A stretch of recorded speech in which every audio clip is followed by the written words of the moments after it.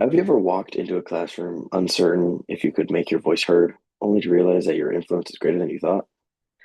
Today, I'll share about how being a student gives me unique types of power that shape my communication with peers, professors, and administrators. I'll also discuss how learning about leadership theories has helped me develop into a more effective communicator and emerging leader. Drawing from our textbook and personal experience, I'll explore the roles of referent, information, and connection power, as well as how theories like transformational leadership, servant leadership, and the situational approach have guided my growth.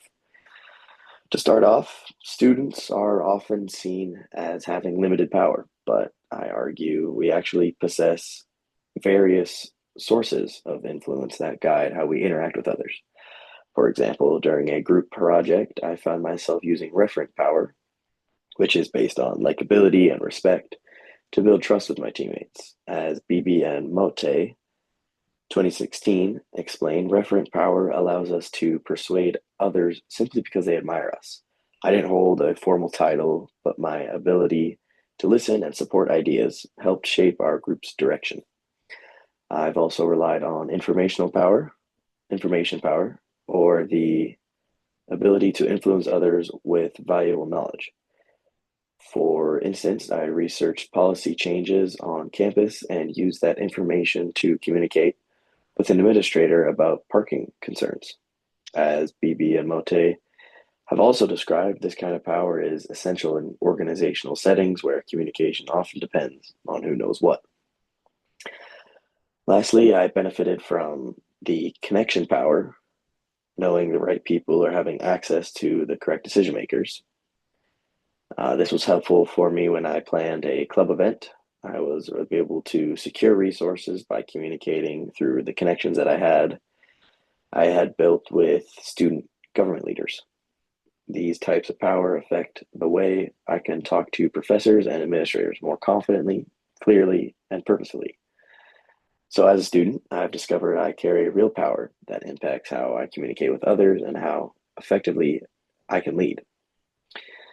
Secondly, understanding leadership models gives me a framework for improving my communication and becoming a more intentional leader.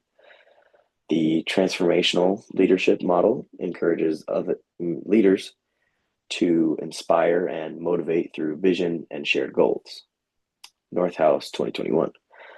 I also apply this during a club meeting where I proposed a mental health awareness week. Instead of just suggesting it, I connected the idea to our mission and inspired others to take ownership of the project.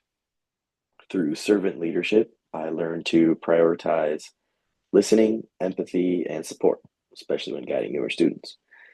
This leadership style discussed in our textbook helped me focus less on control and more on collaboration.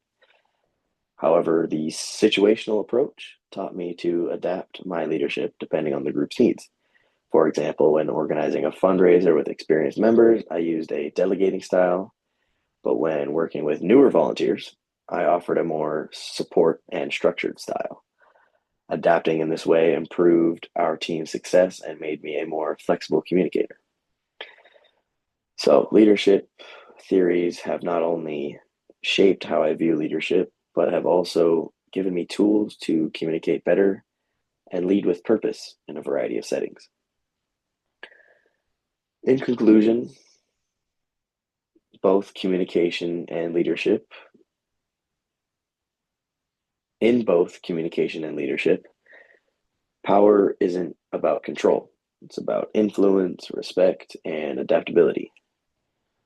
My understanding the types of power I hold and applying leadership theories, I've become a stronger communicator and a more thoughtful leader. And if there's one thing I've learned, it's that every student has the potential to lead, starting with how we choose to speak and connect. Thank you.